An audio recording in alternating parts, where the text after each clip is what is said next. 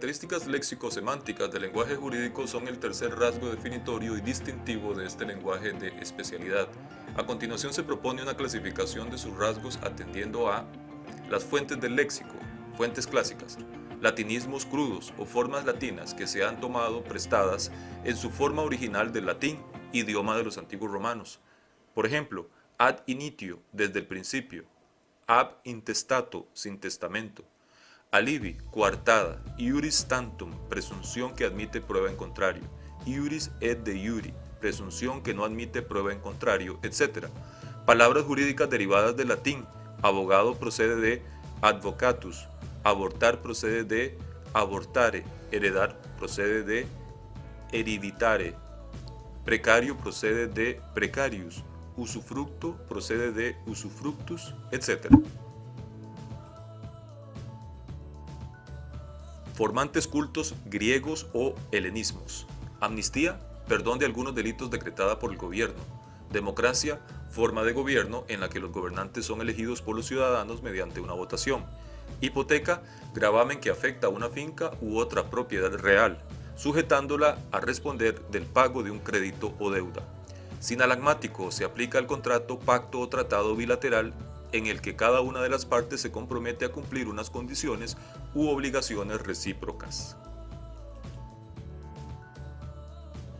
Estos son unos pocos y conocidos ejemplos, muchos de ellos han entrado a nuestra lengua a través del árabe, griego, latín, francés o inglés. Del árabe provienen los arabismos, no son muchos los que forman parte del lenguaje jurídico, pero hay algunos, por ejemplo, albacea, alevosía, alguacil, alquiler. Del inglés tenemos los anglicismos, por ejemplo, absentismo, boicot, firma, caso, common law, civil law, etc.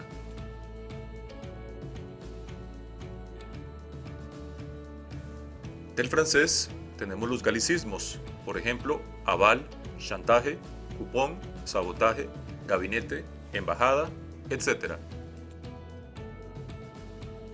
Del italiano tenemos los italianismos, entre los que destacan libelo, póliza, folleto, bancarrota, banco, libreto, etc. B. Las reglas generales de formación de términos. Términos derivados de prefijos latinos, por ejemplo, ab intestato, ad honorem, agravar, ante, antecedente, cum, coheredero, contra, contravenir, de, dis, des, denegar, discapacidad, desheredado, ex oficio, expresidente, enervar, extra, extracontractual, insolvente, interdicto, perpetrar, prae, prejuzgar, preter, preterintencional, prometer, revocar, retrotraer, subrogarse, sojuzgar, superstite, transmisión. Derivación con prefijos griegos, por ejemplo, apátrida, analogía, antijurídico, autonomía, hipoteca, protocolizar. Pasamos ahora a la derivación con sufijo. Sufijos que crean adjetivos: ico, jurídico; ivo, ejecutivo; lento, fraudulento; ticio, arrendaticio; tivo, delictivo.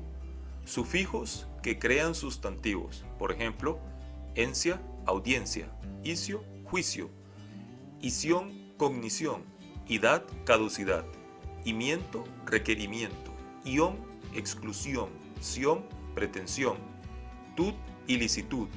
Sufijos creadores de verbos, por ejemplo, eser, acrecer. Otros sufijos latinos: hable, ible, irrevocable; ado, hada, quebrado; age, arbitraje; al, demanial; amén, gravamen; amiento, arrendamiento.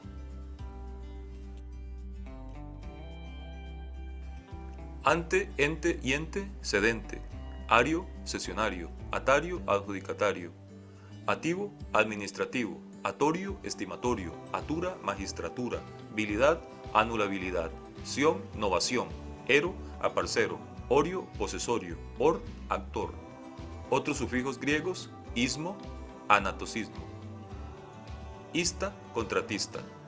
Composición de un sustantivo más otro sustantivo: compraventa, litis, consorcio. Sustantivo más un adjetivo: causaviente, cuasi perfecta, justiprecio. Imperfecta, decreto ley. Sintagmática, estado de necesidad. Conversión: imputado, adoptando, demandante, legítima, deber, poder. Abreviaturas y siglas: CC, Código Civil; CP, Código Penal; CP, Constitución Política. C. Los tipos de discurso. El discurso jurídico.